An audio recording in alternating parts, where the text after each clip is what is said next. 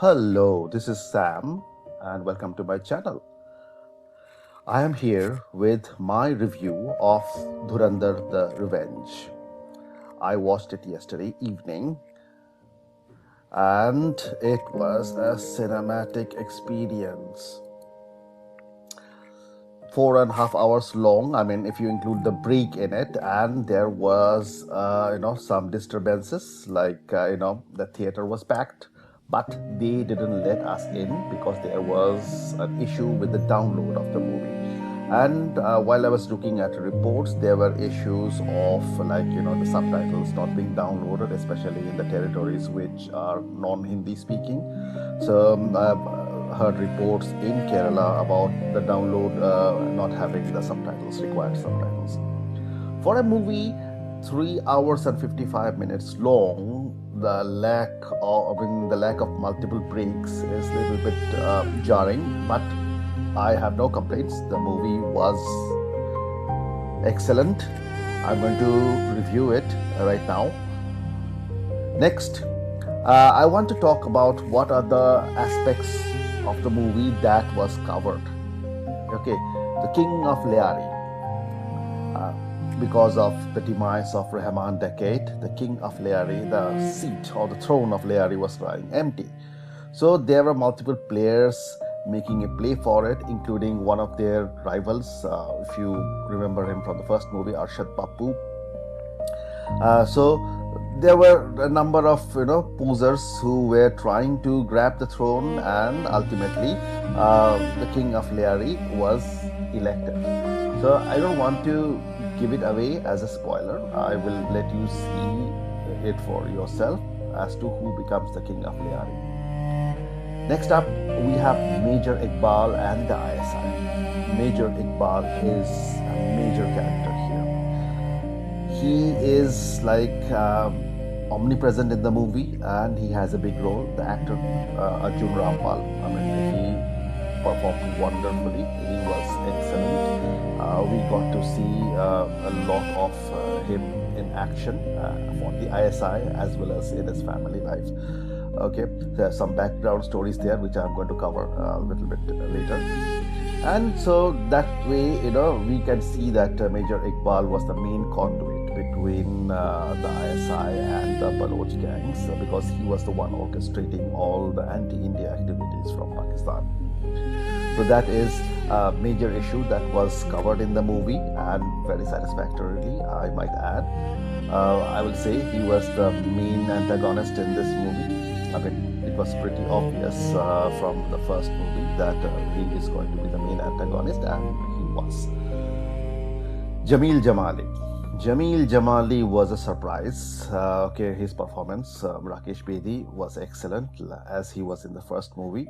He becomes important, national level important, and with his son-in-law, they do plenty of things which keeps the movie going and keeps the plot entertaining, and a lot of things were achieved by Hamza with his help.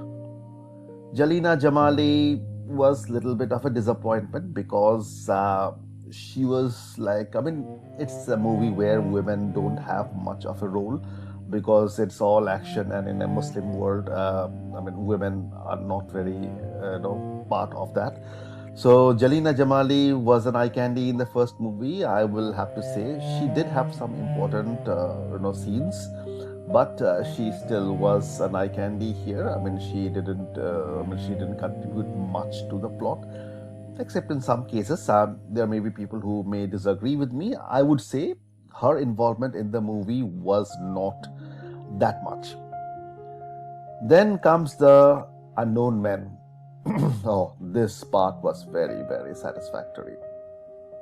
The Unknown Men, I have mentioned that in my preview of the movie. The Unknown Men has been in the news because people were assassinating ISI assets, terrorist leaders in Pakistan, and nobody has been caught yet.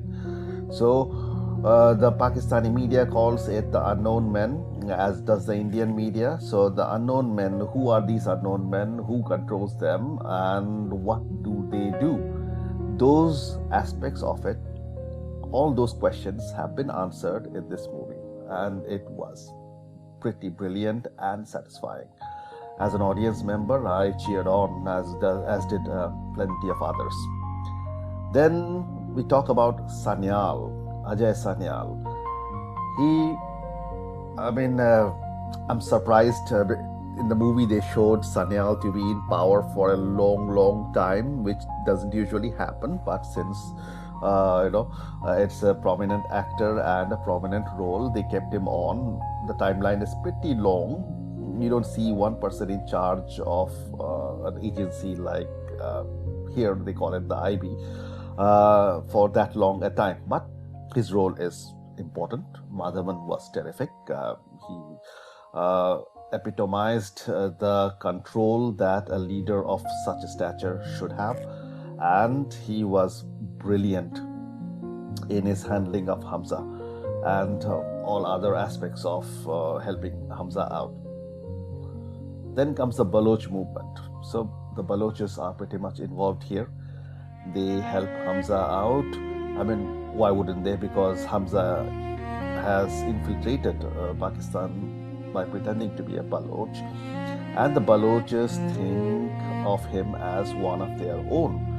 So they were very helpful, and Hamza used them in multiple occasions. So the Baloch angle has been covered very, very well. Then comes Bare Saab. Bare Saab has been in discussion for a while now. Since Dhurandhar came out on 5th of December, there has been speculation about whether they are going to show Bare Saab in the movie and who is going to play him. The rumor was that Imran Hashmi was going to play him, and I didn't recognize the actor. It could have been Imran Hashmi under a lot of prosthetics. I'm sorry to say that I have not checked out the cast list yet. While in the movie theater, the cast list was not available in the internet. And I will be frank, I didn't try much, try to find out much. So I will do that today, because yesterday night I was so tired, I came home and went to bed. And right now I'm recording this video. So Bare Saab angle has been covered very well. As we all suspected, he has tremendous influence in the Pakistani establishment, like what we hear in the media, and the storyline there has good involvement from Bare Saab there. That part has been satisfied. Then comes Jaskirat. What a story that is. After watching the first movie, and when they showed us that Hamza Ali Mazari is actually Jaskirat Singh Rangi from Punjab, so I, for one, was dying to know who Jaskirat is, why was he in death row, and what is his backstory. It's kind of heartbreaking. So things like that happen in our country. That is kind of heartbreaking, and a man like Jaskirat had to take the law in his own hand to protect his family, and which resulted in him going to death row, and eventually rescued by Sanyal and his men and incorporated into the intelligence network. So that part was satisfactorily handled, and I am extremely happy with the trajectory Hamza / Jaskirat's life took. Brilliantly done.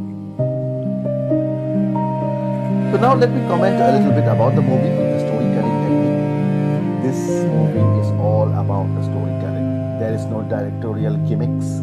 There is no flashy songs, there is no flashy locales that they show in those Tiger Pathan universe. Okay, the hero beats up a whole country full of goons, and then the next scene he shows up with a bunch of naked women, semi-naked women, singing a song. Those kind of things, I am sure, are going away, because Dhurandhar has changed that. Audiences have changed with Dhurandhar, and I am sure, except for front benchers, spy movies where with some action sequences, ridiculous plots, and some item numbers thrown in will not work. Okay, so storytelling has now become the king. You have to tell a story right, or else there is no movie. So I would say, direction-wise, it was pretty slickly done. The storytelling is marvelous. Okay, and I will say Aditya Dhar's. I'm pretty sure Aditya Dhar's idol was the best storytellers in the world. They direct the movie in such a way the story smoothly flows. Okay, it flows smoothly. So Aditya Dhar is walking their path. So direction-wise, I would say it is almost flawless. Okay, there may be some glitches here and there, which I will find out, and I will be doing the critiquing myself. But direction-wise, it's excellent. Action sequences, I will warn you here, it is not for the squeamish at heart. Okay, there were some people sitting beside me who were complaining about the violence. Okay, I would say that this audience, you saw the first movie and then you thought there will be less violence in this one than the jokes on you. Okay, so it was pretty obvious from the first movie that the second movie would be even more violent and full of blood and dead bodies. Okay, and it didn't disappoint that way. So actions are there, lot of it. Okay, some action sequences, especially the showdown between the bad guy and the good guy, it was stretched a little bit, but okay, it ended up satisfactorily. So locations, as we know, it's set in Pakistan. So the slums of Lyari, which I presumably was shot somewhere in the north of India. So those scenes are there. Some glitzy scenes are there, because they showed the top hierarchy of upper echelons of the Pakistani political establishment. So good locations are there.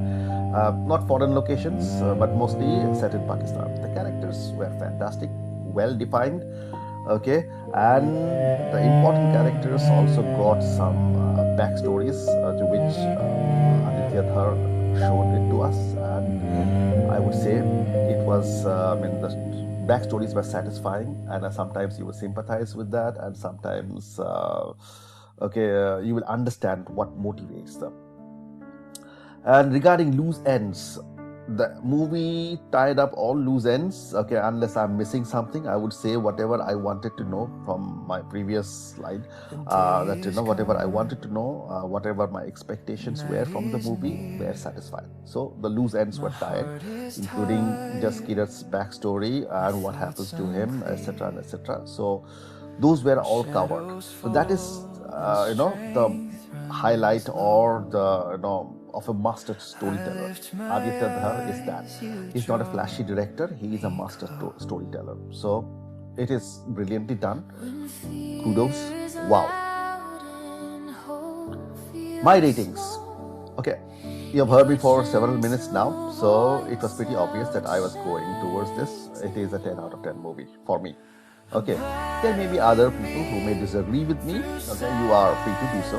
You have your opinions, and this is my opinion. It's 10 out of 10. Okay, so whatever flaws there are, or whatever things that you need to avoid, I've already mentioned that. It's not for the squeamish or faint of heart. So this is a brilliantly done movie. It's going to be a blockbuster, just like the previous ones.